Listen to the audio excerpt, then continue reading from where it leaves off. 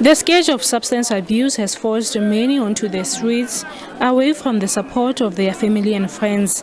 This 33-year-old, who simply wants to be known as Mpo, says he used to be a teacher, but his uncontrolled drug addiction turned his entire life upside down. I used to be a teacher.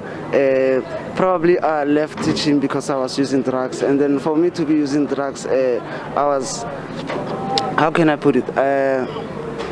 I was too forward to end up using that money for drugs, and I thought I could make it, and I thought I could handle it. Unfortunately, I couldn't, so they ended up ruining my life and then end up quitting my job. I ended up stealing because I didn't have cash every day.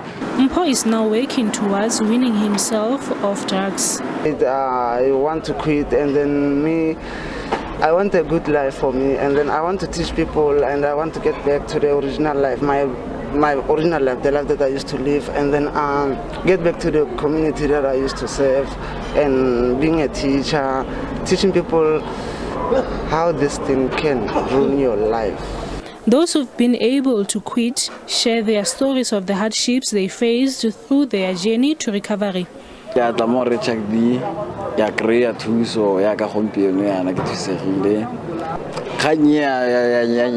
got help from Chuck D Foundation, and I'm now working here at the restaurant. This nyaupe is dangerous.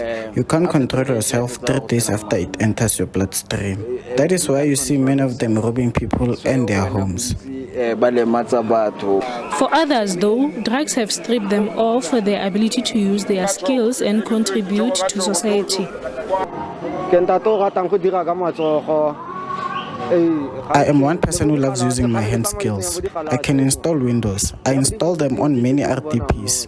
Just because of drugs, people don't trust me anymore. Just because I got drugs.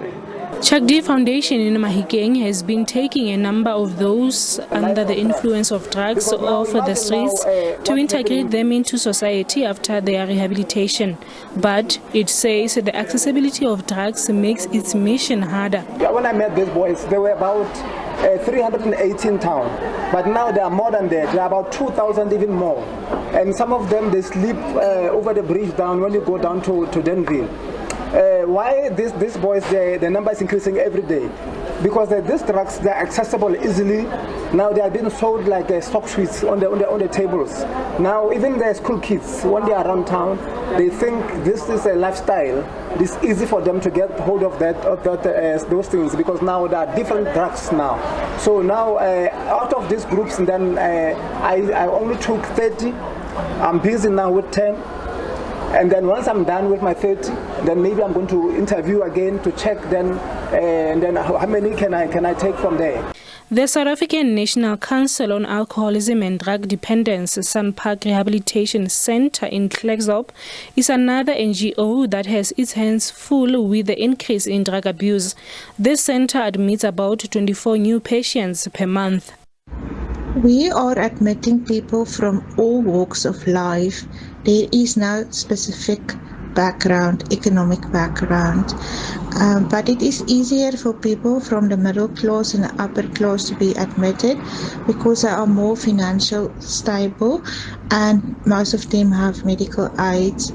For the people that really can't afford treatment, we pay from our pockets and admit 5 people per month. While there's some hope for those who want to quit, others have called on the government to increase the number of rehabilitation centers across the country. Tebogo Phakedi, SABC News, Mahikeng.